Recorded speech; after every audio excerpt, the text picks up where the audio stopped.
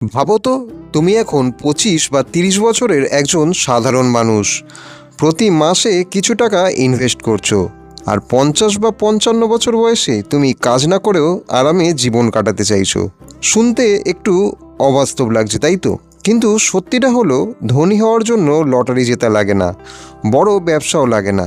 লাগে শুধু তিনটে জিনিস: ডিসিপ্লিন, টাইম আর স্মার্ট ইনভেস্টমেন্ট প্ল্যানিং। আজকের ভিডিওতে আমি তোমাদের দেখাবো কিভাবে মাসে ছোট ছোট ইনভেস্টমেন্ট করে ডাইভারসাইটেড পোর্টফোলিও বানিয়ে আর কম্পাউন্ড ইন্টারেস্টের শক্তি ব্যবহার করে তুমি একটা ওয়েলদি রিটায়ারমেন্ট প্ল্যান তৈরি করতে পারো। তাই ভিডিওটা শেষ পর্যন্ত দেখা অনুরোধ রইল। আসলে আমরা অনেকেই ভাবি বড় টাকা না থাকলে ইনভেস্ট করে কী লাভ, কিন্তু আসল ম্যাজিকটা এখানে। Consistency beats amount. ধরো তুমি মাসে মাত্র 5,000 টাকা ইনভেস্ট করছো। প্রথমে হয়তো খুব বেশি কিছু মনে হবে না, কিন্তু সময়ের সাথে সাথে এটা কম্পাউন্ড হতে চলবে। 10 বছরে একটা ভালো ফান্ডে তৈরি হবে, 20 বছরে একটা বড় অ্যামাউন্ট তৈরি হবে, আর 30 বছরে এখান থেকে একটা ওয়েলথ ক্রিয়েশন হবে। মানে কম্পাউন্ড ইন্টারেস্ট আসলে এমন একটা জিনিস যেখানে তোমার টাকা তোমার জন্য কাজ করতে শুরু করে। সে তুমি ঘুমাও, ঘুরতে যাও বা যাই করো না কেন জীবনে, তোমার টাকা কিন্তু বাড়তেই থাকবে। এখন তোমার সবার মনেই একটা প্রশ্ন আসতে পারে, সেটা হচ্ছে কোথায় ইনভেস্ট করব। আসলে একটা বড় ভুল অনেকেই করে ফেলে, সেটা হলো সব টাকা এক জায়গায় ইনভেস্ট করে ফেলে। আসলে এটা কিন্তু খুব রিস্কি, তাই দরকার ডাইভার্সিফিকেশন।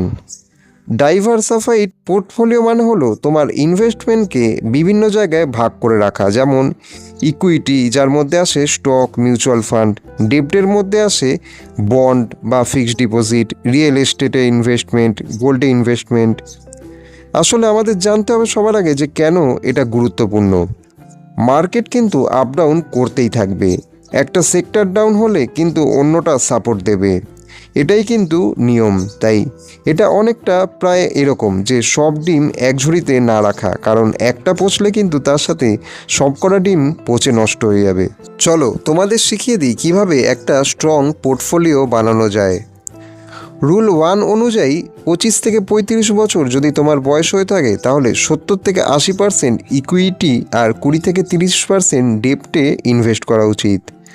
35 থেকে 50 বছর যাদের বয়স, তাদের ক্ষেত্রে 50 থেকে 60% ইকুইটি আর 40 থেকে 50% ডেপ্টে ইনভেস্ট করা উচিত।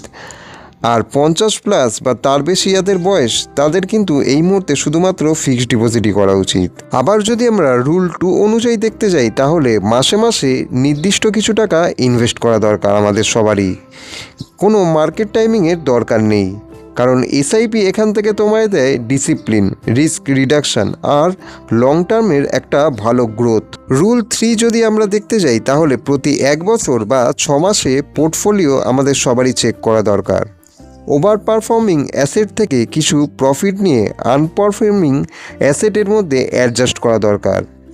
আর সবচেয়ে বেশি গুরুত্বপূর্ণ হলো ধৈর্য রাখা, কারণ ধৈর্য না রাখলে কিন্তু কোনো কিছুই হবে না। মার্কেট ক্র্যাশ হলে কিন্তু প্যানিক করারও দরকার নেই, কারণ আমি ইনভেস্ট করেছি লং টাইমের কথা ভেবে। তাই লং টার্মের জন্য মাইন্ডসেট অবশ্যই নিজেদের রাখতে হবে। চলো তোমাদের একটা এক্সাম্পল দিই। ধরো তুমি মাসে 10,000 টাকা ইনভেস্ট করছো। অ্যাভারেজ রিটার্ন 12% ধরলে 30 বছর পর তুমি পেতে পারো প্রায় 3.5 থেকে 4 কোটি টাকা। ভাবতেই পারছো তো, শুধুমাত্র কনসিস্টেন্ট ইনভেস্টিং করলে আর যদি ধৈর্য রাখা যায়, তাহলে কিন্তু রিটায়ারমেন্টের পর শেষ বয়সে একটা বড় টাকার প্ল্যানিং সম্ভব হবেই হবে। তো বন্ধুরা, তোমাদের জন্য এবার আমার দুটো প্রশ্ন। তুমি কি 30 বছর পরে এমন একটা লাইফ চাও যেখানে টাকা নিয়ে চিন্তা করতে হবে না, নাকি এমন লাইফ চাও যেখানে মানুষদের মধ্যে থাকতে চাও যারা বলে যে ইস, যদি আগে শুরু করতাম তাহলে খুব ভালো হতো? ডিসিশন কিন্তু তোমারই হাতে। আর ভিডিওটা যদি ভালো লেগে থাকে, তাহলে চ্যানেলটাকে সাবস্ক্রাইব করো, ভিডিওটাকে অবশ্যই লাইক এবং একটা শেয়ার করে দিও।